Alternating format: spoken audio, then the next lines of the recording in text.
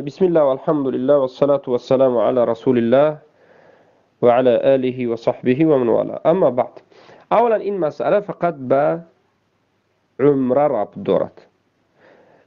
این صحبت ما فقط درباره عمره هست. حج معلوم است که در ماه ذوالحجه پنجم شروع می شود، هشتم شروع می شود تا 11 و این در یک سال یک مراتبه هست و این هیچ وقت تکرارا کرده نمیشد. یک سال به یک بار میکنید. هر سال کردن گیرید با بهترین است.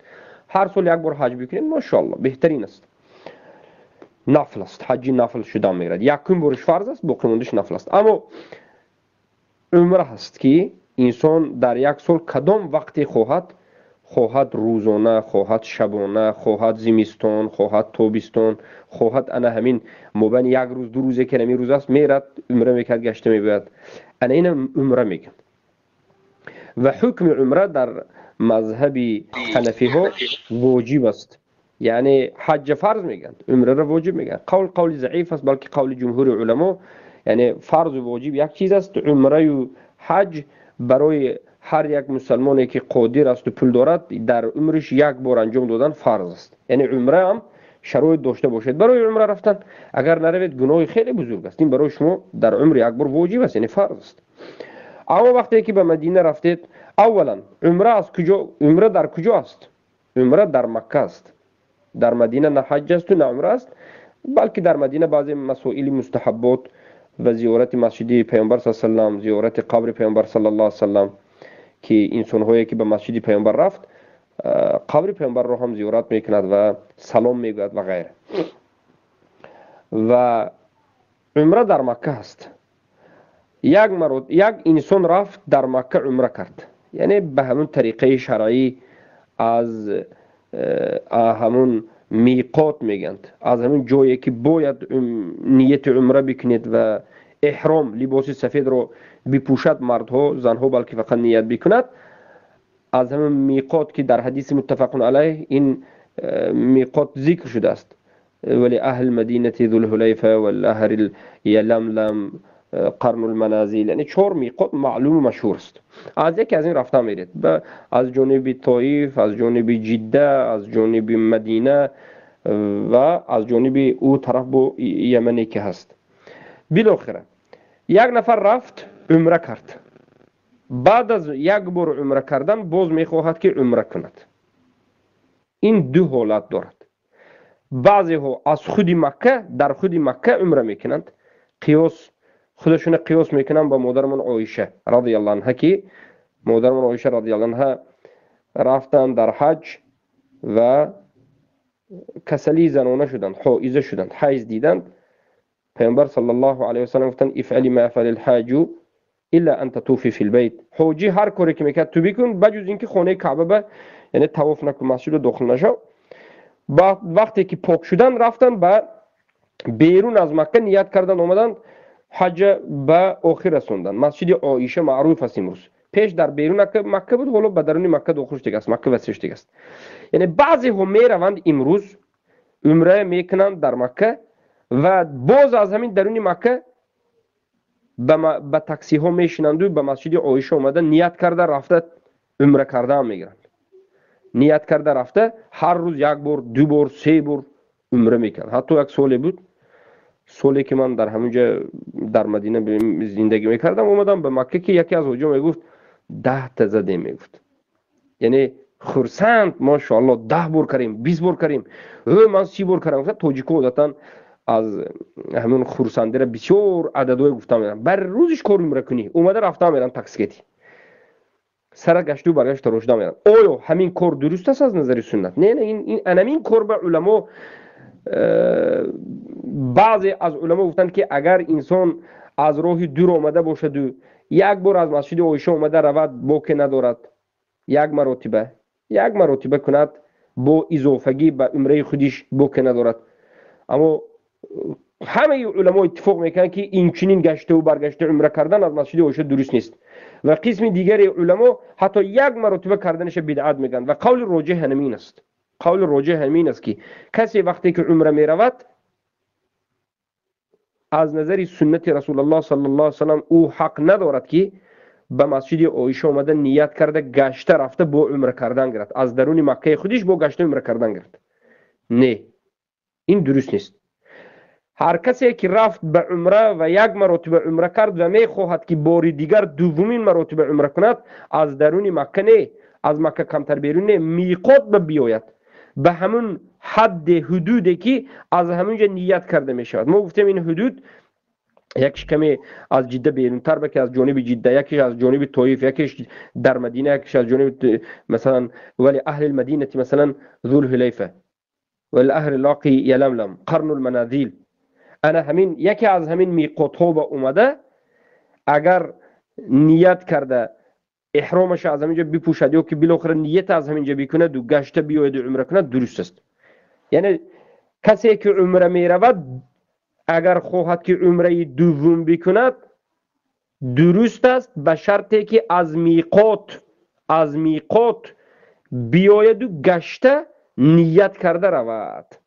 که میقات این از خود پهلی مکه نه، همه نزدیکترین میقات 85 کیلومتر بود، والله اعلم 85 90 کیلومتر است از همه نزدیکترین میقات. اما میقاتی که در مدینه هست از مکه معروف است که 430 450 کیلومتر دور است.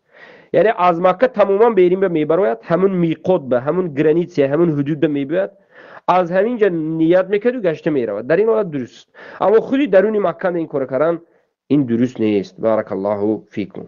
شیخ احرام نپوشیده روی قرضدار میشوی، باید یگان چی در حج کشتن در کار؟ بله ببینید، کسی که میخواد که حج رود یا کسی که میخواد که عمره رود، احرام یکی از شرط ها یا رکن های انا همون چی است؟ یکی از واجبات فرض های انا همون حج یا عمره هست. بدون احرام نیت کردم حج کنم عمره کنم گفته رفتن به قصدن بدون عذر درست نیست، باطل میشود. اما عذر داشته اید، علاجی نیست، این اون بعضی از مشکلی ها هست و به عذر ترک کردید و رفتید، یعنی عذر هم عذری، یعنی خیلی هم امروزه چه خیلی که بعضی میگن حج به علاجی در اومدن نه و غیره. و حتما شما در این حالت چی میکنید؟ نیت کردید از میقات بدون احرام و رفتید و مکه بدون احرام داخل شدید، شما یک گوسفند باید ذبح کنید، بارک الله فیکم، برای کفاره این گناهتون. برای اون که در حالت احرام بعد از میقات و در حالت حج بعد از میقات نیت کردن، در تن شما لباسی دوخته نباید باشد. لباسی که دوخته شده است، لباس پای افضل باشد هیچ گپ نه، پای افضل که کمی دوختگی هیچ گپ نه، اما تور مثلا در سر شما یگون سرپوش توپی باشد، شبکه باشد، یا که مثلا لباس یا یگون لباسی تکپوش، این برای مرد اصلا درست نیست. اما برای زن مسئله چه خیلی که گفتیم دیگر است. زن البته که احرامش فقط مسئله رو به تعلق دارد. احرام از کجا نپوشید هم نیتی که میکنید، میگید که لبیک اللهم عمره لبیک اللهم حجا. البته که وقتی که در مسئله عمره حالا صحبت داریم، مسئله حج این دیگر است. وقتی که عمره یا حج، بله به عمره یا به حج میروید، از میقات انمین سخنه باید گوید لبیک اللهم عمره لبیک اللهم حجا. عادتا کسایی که به هواپیما میروند به جده، به شهر جده میروند، اینها به بالای همون گرانیت حدودی حج کردن نیتش به سمالیات میگذارن. برای در درون سمالیات شاید در ایرپورت های ترکیه یا که حتی در روسیه پوشیده میروند مثلا و در سمالیات نیت میکنن. کسایی که به مدینه میروند به یگون احرام به مدینه میروند، در مدینه مثلا غسل میکنند و غیره، احرام میبندند، به میقات میروند، یعنی در گسینس پوشید هم میشه و در کجا پوشید هم اینه میشود. بارک الله فیکم. سوال میتید که تحپوش هم نپوشه باید شیخ؟ بله، این برای مرد است. خوب دقت بدید، زن و مرد یک حکم نکنید. مثلا احرام بابو زن سبحان الله حجابش کشونده مثل مرد احرام نپوشونید که بعضی حالت هم خیلی میشد خطاگی میکنن. این سخنهای احرام همه لباس میکشد، فقط دو لطه سفید میموند، یک تا در پایان میپیچوند، یک تا در بالا، یک تا در بالای کیفچ میگیرد.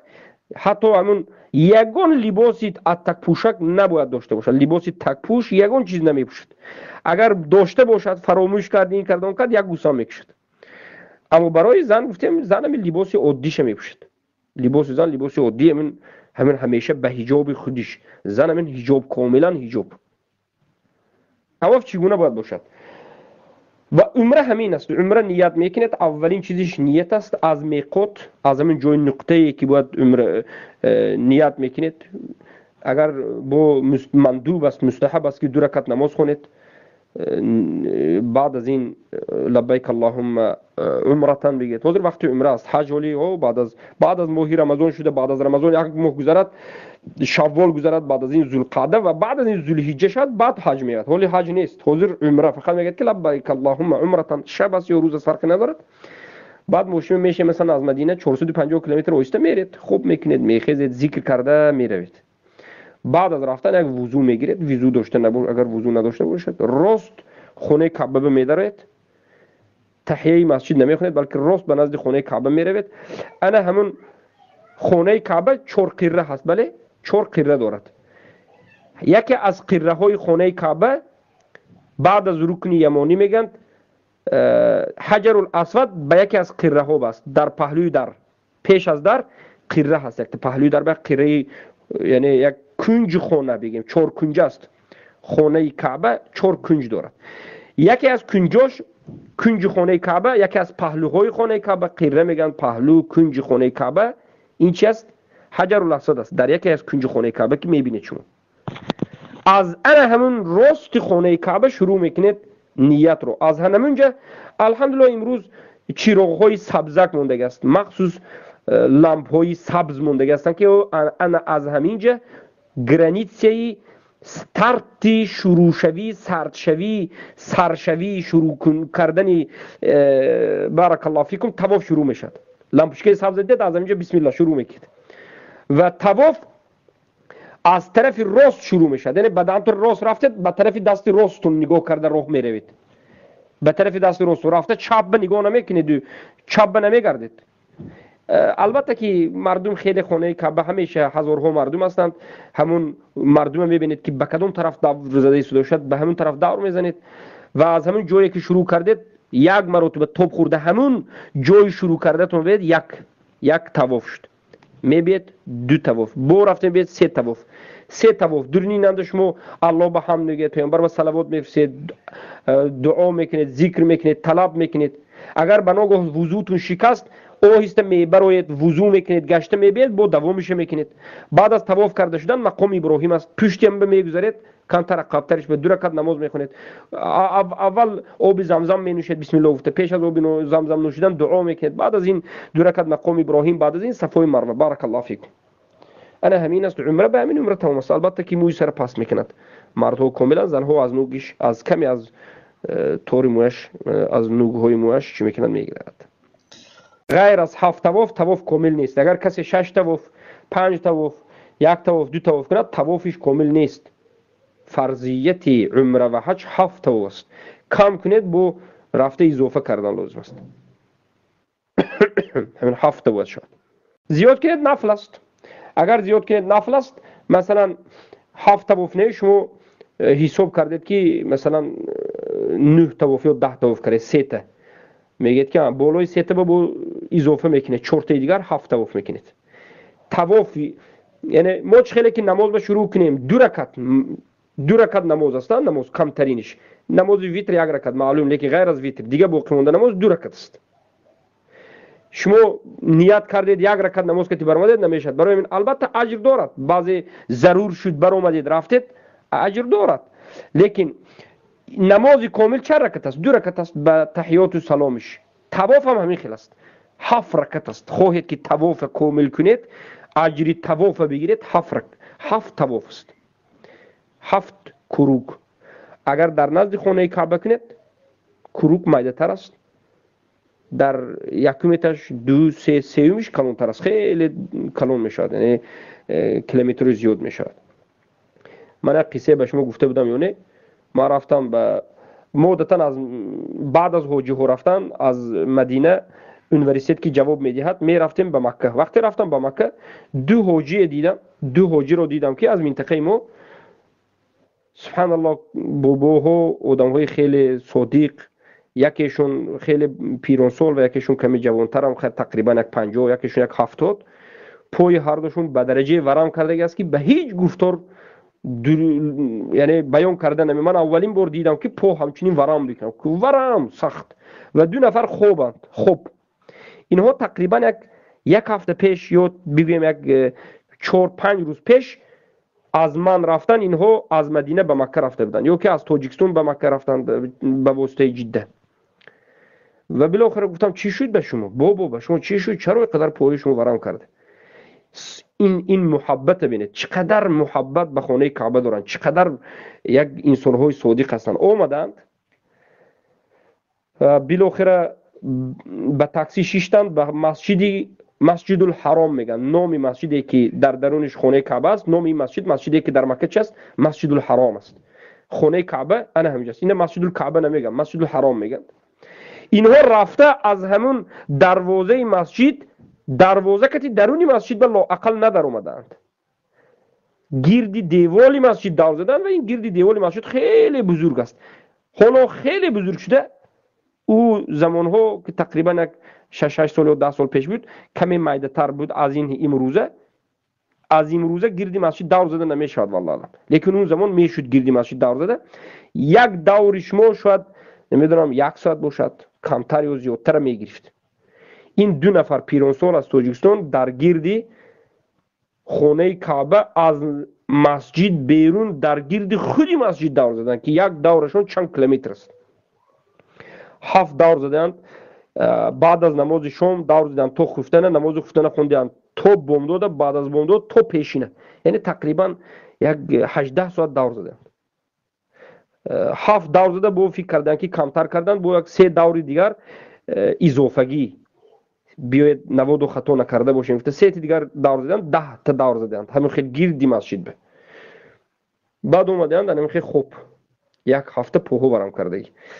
یک عبادت است البته، لیکن باید به درون مسجد دروید. بعد از به درون مسجد درآمدن جای مخصوص دور زدن است، طواف است. کسایی که مریض هستند اینجا بی پول یا بعضیش نمیدونم مخصوص حالتو هست، عربه های مخصوصی الکترونی میدن خودش اداره میکنه و غیره. و حج و عمره این یکی از بزرگترین عبادت اسلام است و این زنده کردن توحید است. عمره و حج رو هم ببینید، لبیک اللهم میخونید، لبیک اللهم لبیک. لبیک یعنی بله بله ای الله، من تو رو میشنوم و همه احکامت قبول کردم، اطاعت میکنم، سمعا و طاعتا قبول کردم و اطاعت کردم و ایمان آوردم. معنای لبیک نمین است، من بنده تو هستم، بله ای الله، اطاعت کردم، شنیدم و اطاعت کردم، قبول کردم. انمین لبیک اللهم لبیک گفتید. لبیک لا شریک لک لبیک، بله بله ای الله، قبول و اطاعت کردم که تو هیچ شریک نداری، تو تنهایی، یکتایی. توحید است. انا همون عمره این توحید است، حج این توحید است. سبحان الله. حتی همین مشرکین قریش، ابو جهل و ابو لهب و دیگر مشرکینی که بود پیش از پیامبر صلی الله علیه و سلم، تو وقتی پیامبر از مشرکان از اینجا برآوردن و بالاخره تو از اینجا دفع کردن اونها، حج میکردن، عمره میکردن. خودشونه از ملت ابراهیم میدونستن چه خیلی که آیت قرآن به این دلالت میکرد و یحسبون گفت و میپنداشتن که اونها از ملت ابراهیم هستن و اونها انا همچنین لبیک اللهم میخوندن. پیامبر به اونها گفتن که وای بر حال شما، شما حج میکنید، لبیک اللهم میخونید که این توحید است و من شما را به سوی لبیک دعوت میکنم. لبیک اللهم لبیک، لبیک لا شریک لک لبیک، ان الحمد والنعمت لك والملك لا شریک لك. بعد از این مشرکین چی میگفتند؟ لبیک اللهم لبیک، لبیک لا شریک لک لبیک الا شریکا هو لک. تو یگان تو شریک نداری بجز همون شریکه که خودت اختیار کردی میگفت. یعنی مشرکین اضافه میکردن. توحید بودن اینه. لبیک فهمیدن که لبیک ضد دین مشرکین است، کمتر شرک درونش همراه کردن. برای همین حج بگیم عمره و حج این شعار توحید است، این برای موحدین است و این اجر زیاد دارد. اما کسی که قبوری هست، مشرک است، حزبی است، عازری است، برای او این حج عمره فایده ندارد. برای مشرک این عبادت فایده ندارد. این برای موحدین است، قبول نمیشد از مشرکین یگان عبادت. برای همین پیش از حج رفتن دین آموزید. شما پیش از عمره رفتن اول دین آموزید، لا اله الا الله آموزید، یک تو پرست شوید، بعد حج روید که حج شما قبول شود.